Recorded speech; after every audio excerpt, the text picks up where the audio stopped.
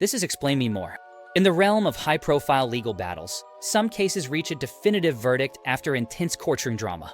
Others, however, conclude abruptly without a trial, leaving behind only sealed files.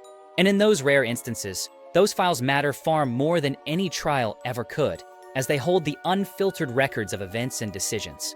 After the Epstein case ended without a full criminal trial, following his arrest in July 2019 and death by suicide in August, public attention shifted away from courtrooms and toward the trove of documents.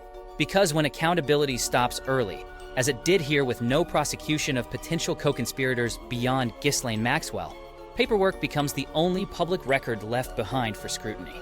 The Epstein files are not just one document, but thousands of pages encompassing civil court records from multiple lawsuits, detailed depositions from victims and witnesses like Virginia Giuffre, incriminating emails between associates, flight logs from Epstein's private jet listing prominent passengers, and investigative material from FBI probes spanning years. Together, they reveal how key decisions were made, from the controversial 2008 plea deal to the halted 2019 federal case, and how the entire system navigated this complex web of influence. For years after Epstein's 2008 Florida plea and into the post-2019 period, many of these files remained sealed under court orders. Officially, this was to protect victims' identities and ensure due process in ongoing matters. But critics, including journalists and advocates, argued that such secrecy also shielded powerful institutions and individuals from necessary public scrutiny and accountability. When judges later ordered significant parts of the files unsealed, including those from the Giuffre versus Maxwell civil case, it was not primarily to accuse or implicate new individuals in crimes. Instead, it was a deliberate step to restore transparency in a case where the criminal process had ended too early with Epstein's death, preventing a complete accounting through trial. At one critical point, additional disclosures from the Epstein files were anticipated around December 19th, amid court-mandated releases under acts like the Epstein Files Transparency Act.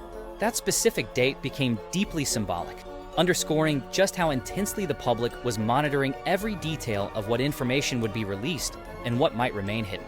Controversy erupted when public statements from federal authorities, including the FBI and Justice Department, seemed to conflict with subsequent court-ordered disclosures.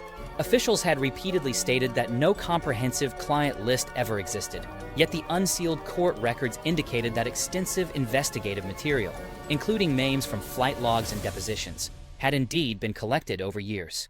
This stark difference in language not only fueled debates, but also significantly eroded public trust in the handling of the case.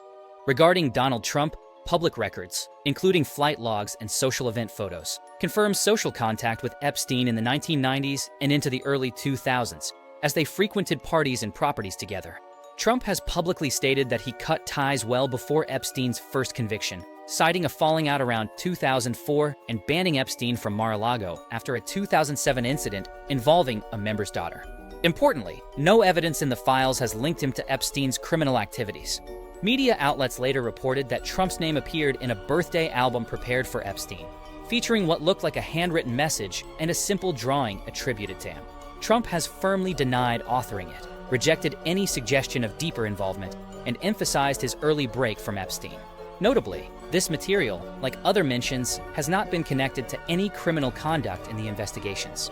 Prince Andrew's well-documented association with Epstein, including visits to his properties, led to a high-profile civil lawsuit in the United States brought by accuser Virginia Giuffre, who alleged sexual assault when she was a minor.